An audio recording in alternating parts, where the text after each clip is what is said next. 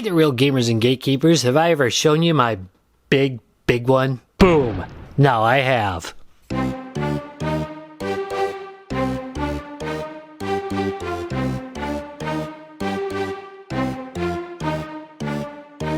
Hey there, real gamers and gatekeepers. Retro Rob here, and today it's time for an unboxing and first impressions of the Elitist S by BigBig One. Not One. One. BigBig One. But not the number one. Like winner one. Yeah, whatever. Elitist S, a multi-platform game controller for Switch, Windows, and Android. I understand it might be a wider compatibility than that, but we're going to test that out a little bit. Gyrocon Plus.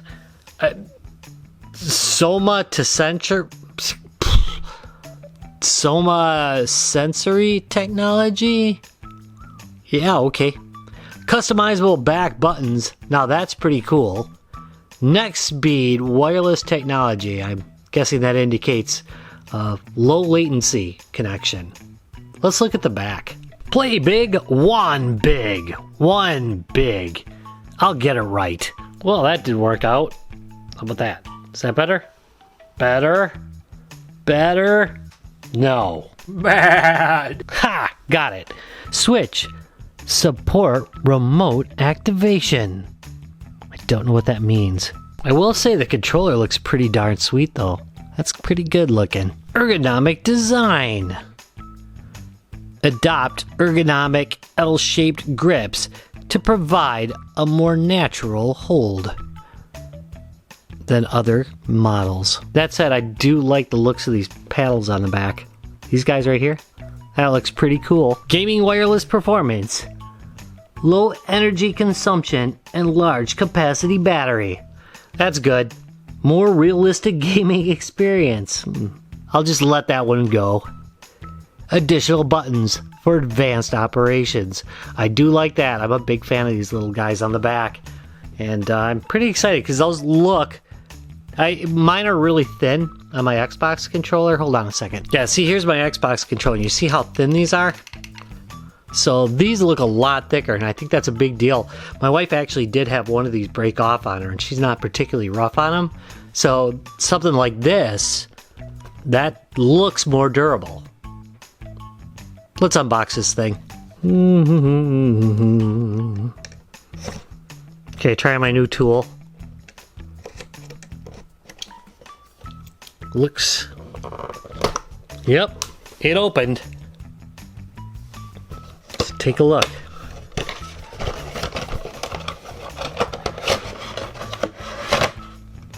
Let's lift that camera. Alrighty then, we've got a receiver right here. We've got a USB cable. We do have a manual. Here, I'm going to turn down the lights a little bit. Yeah, that look a little better? Yeah, there we go. The Elitist S. And a little bit about system requirements. What the buttons do. There's a pair button on it. Labeled P. So I'm curious to find out whether you can pair it. Yeah, it says it can pair Bluetooth. So it includes a dongle. And you can pair it just directly through Bluetooth, I think. I'll test that out. But looks like that's a possibility. Alright, let's pull the controller out. First thing I'm going to say is, this actually feels really good. This is a decent cable. It's very thick. It's fairly heavy. It's nice. Controller, you know, it feels pretty good. I thought it was a little light at first, but it's not bad light. Danger. Time warp detected.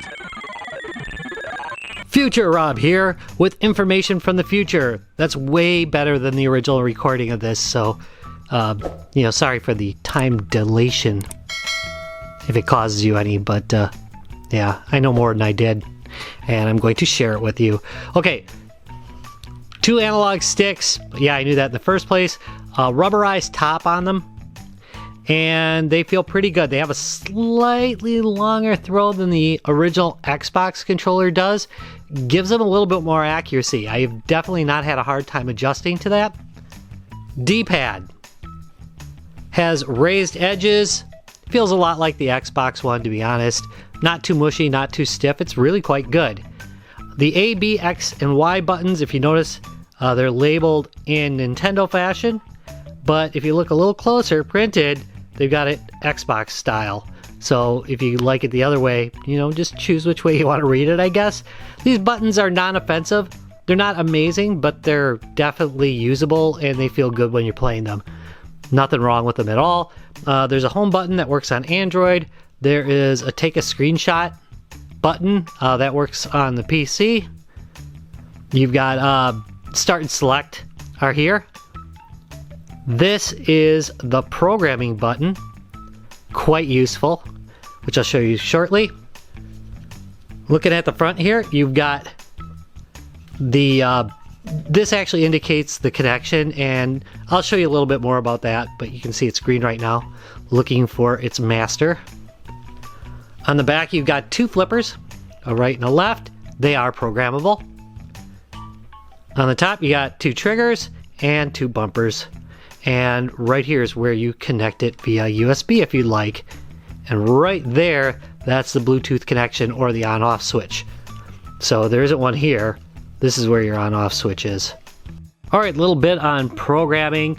If this is hooked up to Android, holding function up and down will control your volume. That's kind of nice, you know. Not a huge feature, but it's something that's there. It also has the, I almost said gyro. I must be hungry. The gyro function, you can press the function button and hold it. That's this guy down here. And after about 3 seconds, it will turn on. I'm not connected right now, so I don't think that'll work while it's disconnected. Another thing, this is a really useful one because my brother-in-law, this is one thing that drives him nuts. He thinks the vibration's too strong on his Xbox, so you can adjust that by pressing this and hear it. I can turn the motor up and turn it down. I prefer it stronger though. There's also a turbo function. If you press function and a button, see how it's flashing now?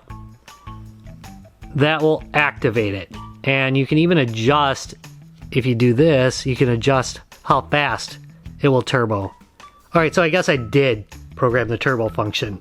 So if you want to program one of these back buttons, these guys right here, what you do is hold the back button and this button right here, which is the programming button, at the same time till it vibrates. And it'll start breathing. Here we go. Then you hit the button you'd like to program it to. And then it's programmed. Pretty useful, really. All right, I'm gonna show you 3 ways to connect this to your PC. And the first one is Bluetooth. And I basically make sure the unit's off. I press this button right here for 3 seconds. There. Now it looks like Kit from Knight Rider. That's for you old folks. Next, looking at the screen here, I am going to look for Bluetooth.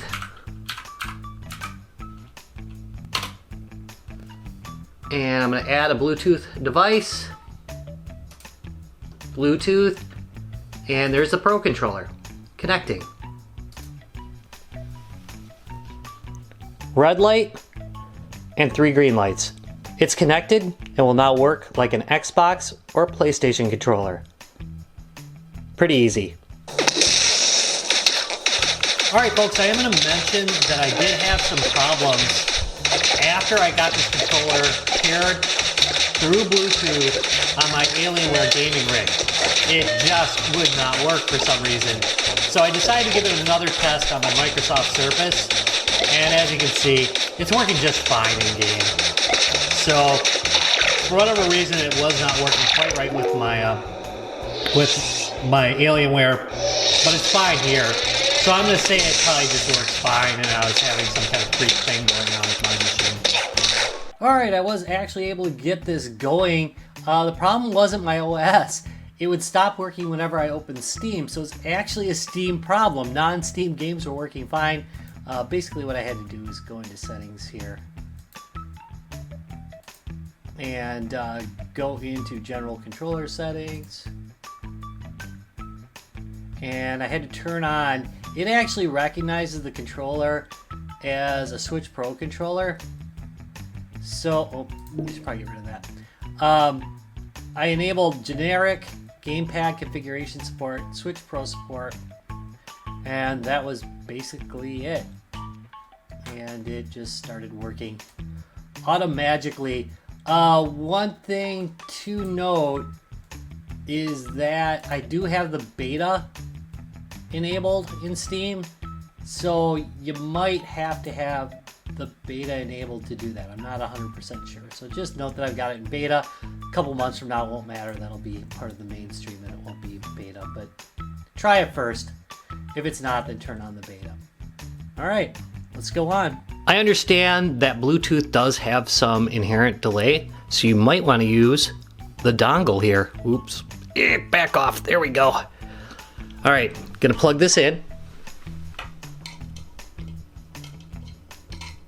Helps if you do it right side up. There we go. So I plugged it in. I'm gonna wait a second for it to recognize it. And it picked it up. No driver installation. I mean, it does it automatically. Looking at the controller, we're gonna do the exact same thing we did with Bluetooth. I'm gonna hold it for 3 seconds. There we go.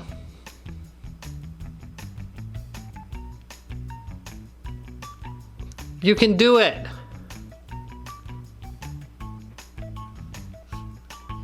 There we go. Now notice, 4 green lights. It's now connected and it will work again exactly like an Xbox or PlayStation controller. Alright, the last one's super easy. I'm pretty sure you can figure it out, but I'll do it. Alright, first we connect this end and plug it in. There we go. And the other end goes in my USB port, of course.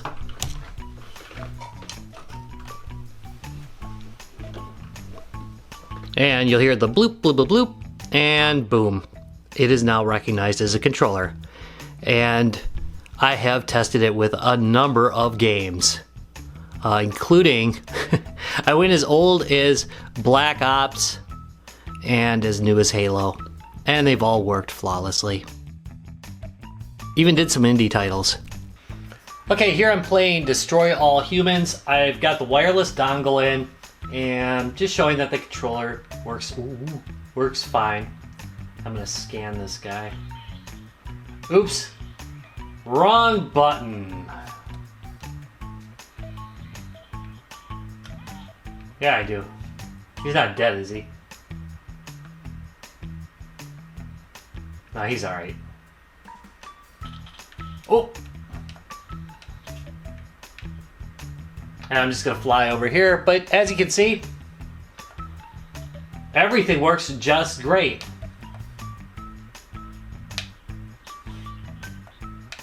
Space Invaders. Great! Alright, here's my Fire tablet, and any Android tablet's going to be very similar to this in operation. So what I'm going to do is I'm going to find my settings here. And I'm doing the most universal ways. In many cases you can get to it up from here, but I'm just doing a way that you'll almost always be able to find it. Wireless and Bluetooth. Bluetooth. And then what I'm going to do is pair a Bluetooth device. Now, you have a couple choices here. It does have a mode that is specifically for Android. If you press A and hold this button, it will sync that way. I haven't been using it. I found it's not as compatible, and I don't know why that is. But I've just been using the regular mode. So, I hit and hold the sync button. I'm gonna hit scan real quick.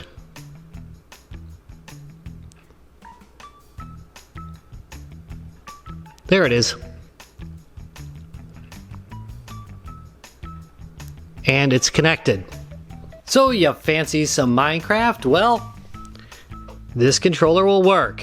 You will have to do a little bit of remapping, but in the end, it worked just fine. So I'm playing it here on my Fire, and perfectly fine experience. It works really pretty well.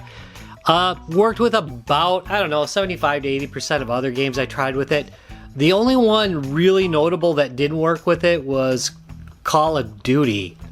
So I'm sad to say, at least for me, it didn't work. If anybody else has had different results with that, let me know in the comments down below, because that's kind of a serious one to miss.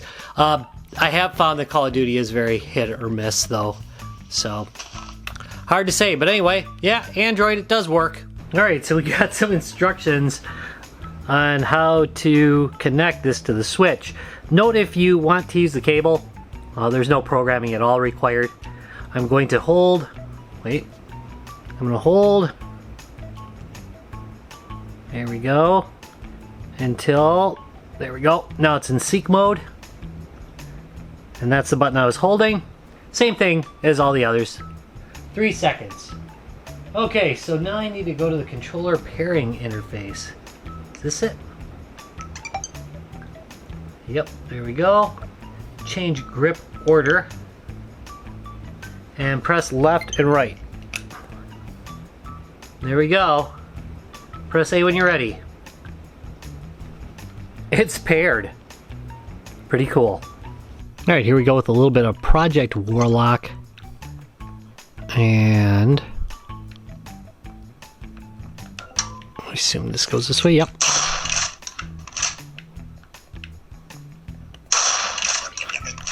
Die!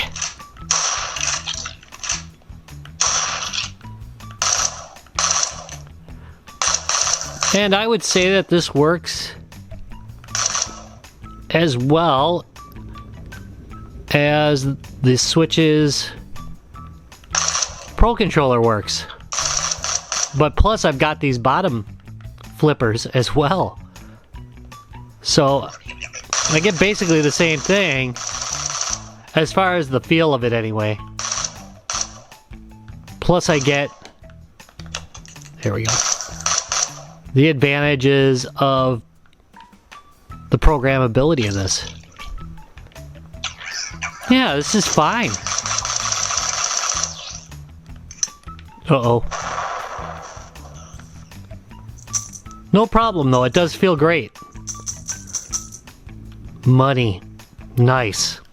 I'm afraid I'm going to have to wrap this video up, folks, because my dog is getting bored.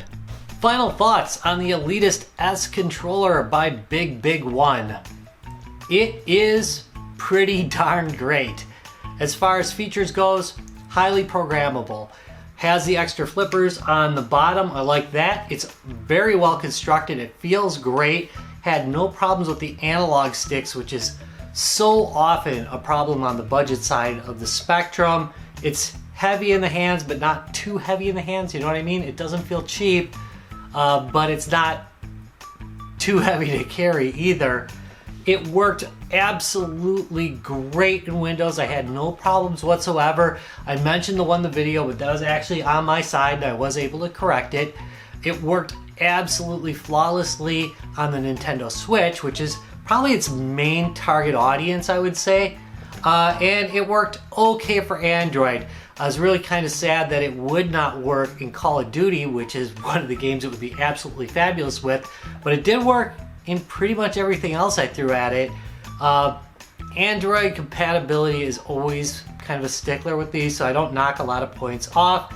It included the dongle, which actually makes it a little bit faster and really easy to configure if you don't feel like spending any time setting up. As a bonus, that other laptop that I showed you playing this was actually equipped with Ubuntu, and this worked great on Ubuntu as well. I did test it on my Mac, not so hot for that. I wouldn't recommend it as a Mac controller, but if you're using Ubuntu, it'd be great. Windows, great, and definitely on the Switch, great controller. Android so-so, but if you're looking for something that'll run on a little bit of everything, only costs 45 bucks and still has those pro style flippers on the back, think we got a win here. I got a link down below to this guy. If you like this video, please do me a favor. Give me a thumbs up, subscribe for more, and I'll see you in a couple days. Bye.